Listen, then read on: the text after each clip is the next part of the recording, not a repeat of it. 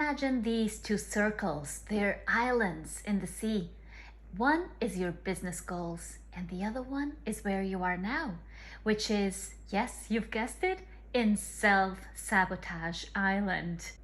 Now, you've built a boat that will take you to the other side. You're very confident of this. But what if your compass is broken and you're taken elsewhere? So, what do you do now? I suggest that you start building a bridge with good, strong foundations and that you be patient. It is not done overnight.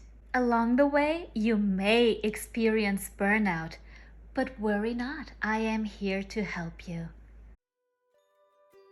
So you've started your own business and you thought it was going to be easy. Well, welcome to Mind Bloom. I am Marina G and I am going to show you how to tell your story online and prevent burnout at the same time. As a woman and an entrepreneur, you have to juggle so many things in your life. And how do you strike that perfect balance of work and personal life without burnout? That's what we're going to find out. Here are my 10 tips to prevent burnout in your business and personal life. Tip number 1, know to ask for help. Please remember, asking for help is a sign of strength, not of weakness.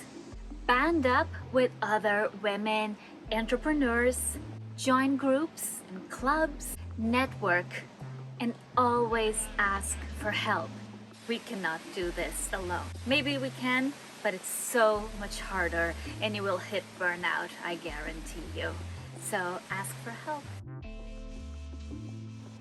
Tip number 2, change your mindset and think like a CEO.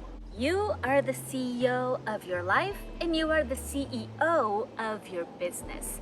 So think like one. This applies to social media. Instead of going there and having fun, which, look, of course it is fun, but go on social media strategically and with intention.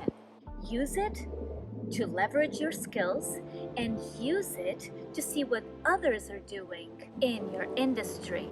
Whenever you see a font that you like, a color palette that you like, a quote, or the topic of a live or a room on Clubhouse, make a note, take note, save those posts, do it strategically. The mindset shift here happens because you stop being and thinking like a consumer of social media in this case, and you start thinking like a content creator.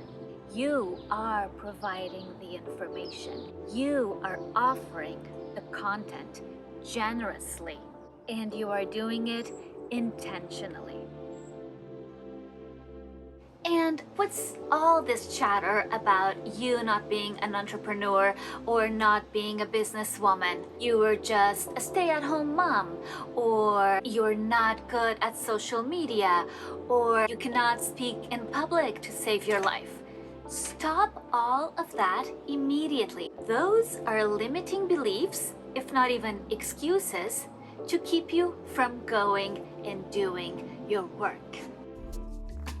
Tip number 3, do your best to know and recognize when your work is good enough. Don't expect perfection and don't wait until your work is perfect, because it never will. In fact, I'm going to tell you something. Who is going to decide that your work is ready and it's perfect or beautiful or whatever it is your audience. It's your clients. They are the ones who are going to tell you if your work is perfect. So keep this iterative cycle going. Ship, test, wait for some feedback, and then go back to shipping whatever you think is good enough. That's it. Tip number 4, Know thy why.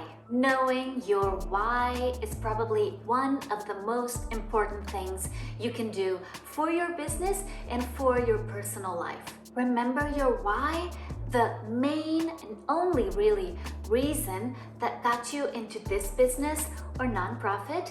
Perhaps you wanted to raise awareness for a chronic illness.